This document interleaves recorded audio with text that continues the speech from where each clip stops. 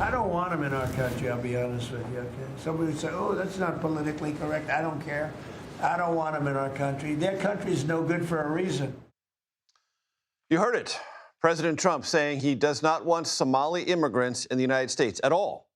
This comes as a source tells CBS News the Trump administration has ordered ICE to target undocumented Somali immigrants in the Minneapolis-St. Paul region. California Congressman and chair of House Democratic Caucus Pete Aguilar joins me now. Congressman, good to have you. As you know, I know, the nation knows, the president said a lot more than that about Somali immigrants, called them garbage in that White House cabinet meeting yesterday. Your reaction? The president was clearly unhinged and is not well when it comes to this topic. It's incredibly unfortunate that this is the language that he uses, but this isn't anything that's new to the American people. We know that he is targeting individuals across this country. We know he is weaponizing ICE. We know he is allowing ICE to engage in illegal acts across the country, disrupting family barbecues and church ceremonies, pulling people, gardeners who are working in the communities. That's what Donald Trump's immigration policy looks like, and it's incredibly unfortunate. And if he wanted to work with Democrats in a bipartisan way, we would prioritize deporting violent criminals, but that's not what this president is doing. He is rounding people up. He is allowing them to conduct illegal raids, and he is trying to weaponize this agency to put fear in Americans' minds. We've also had reporting at CBS, Congressman, that the Trump administration is halting all immigration cases, including citizenship ceremonies for nationals of some 19 different countries. That's not just vetting, that's stopping things that have already been vetted from even occurring. Yeah, it's again, I mean, it's incredibly unfortunate. These are likely individuals who have been vetted during this Trump administration. And so by using this process and by not allowing folks to take their citizenship final steps, the president is hurting our economy, he's hurting our communities, and it's just wrong. So, as you know, this week, the phrase war criminal has been thrown around. The Pentagon regards the throwing that around of that as irresponsible in regard to the Defense Secretary, Pete Hegseth. Do you believe, based on what you know, Congressman, that what has happened off the shores of Venezuela, at least on September 2nd, could constitute a war crime?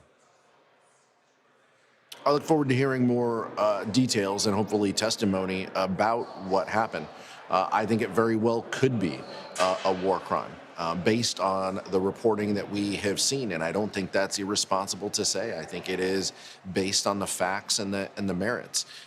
But it's pretty clear that within the Trump administration and within the Defense Department and the Pentagon, the buck doesn't stop with our leaders. The buck doesn't stop with Donald Trump and Pete Hegseth.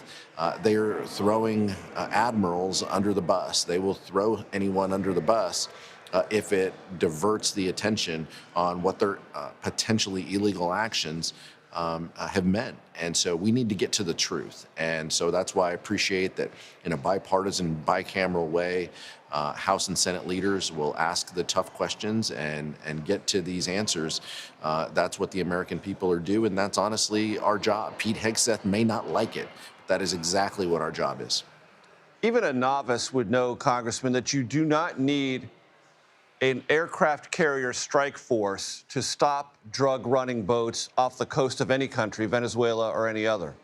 Do you think something else is at stake here? Do you believe, as the president said yesterday, land strikes could begin and those are part of something else regarding Nicolas Maduro and the leadership in Venezuela?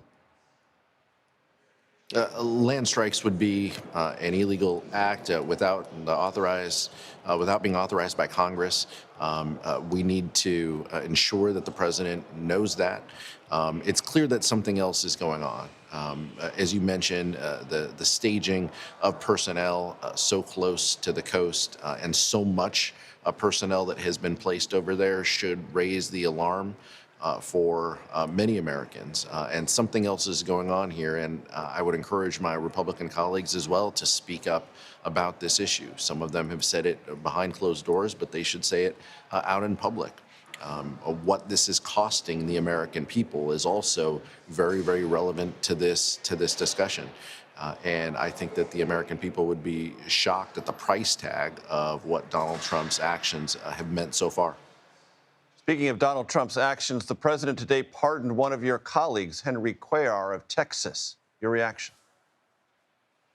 Henry's a valued member of the Democratic caucus. I look forward to working with him in the future. There's no rhyme or reason oftentimes for President Trump's pardons. The president is allowed pretty wide ability to pardon individuals. I and members of the January 6th committee received pardons in the last administration. We didn't ask for, but we received. The President Trump retains that ability, and look forward to continuing to work with Henry. Before I let you go, the president said he was prosecuted by the Biden administration because he disagreed on policy, immigration specifically. Is that how the Democratic caucus regards the bribery charges leveled against Henry Cuellar and his wife? That's not how we regard it. But look, the president's entitled to his opinion on the subject. Oftentimes, his tweets and his rants don't make a lot of sense.